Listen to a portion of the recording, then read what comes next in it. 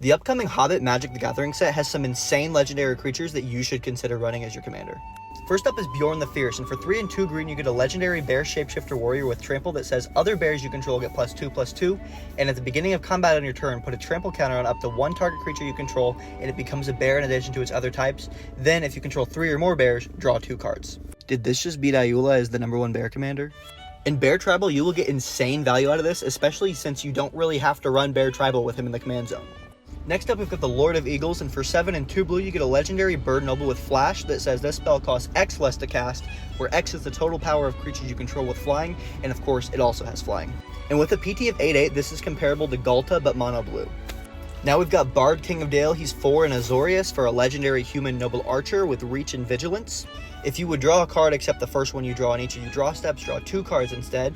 If 1 or more tokens would be created under your control, twice that many tokens are created instead. Holy Value Engine. In these colors especially, this is an extremely powerful effect to have in your command zone. And this card's already backed up with insane support from the set because the recruit ability lets you draw and create tokens. Finally, we've got the Great Goblin, and I'll say it again. Holy Value Engine. Goblins are already one of the most supported creature types in the game, and for 1 and 2 hybrid black-red mana, you get a legendary goblin that says, whenever you put 1 or more counters on a goblin, orc, or army you control, the Great Goblin deals 2 damage to any opponent.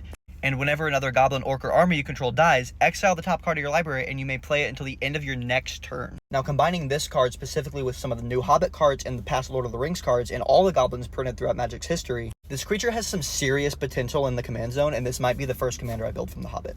Let me know if you guys find any insane combos with these creatures in the comments, and be sure to follow because I post content like this daily.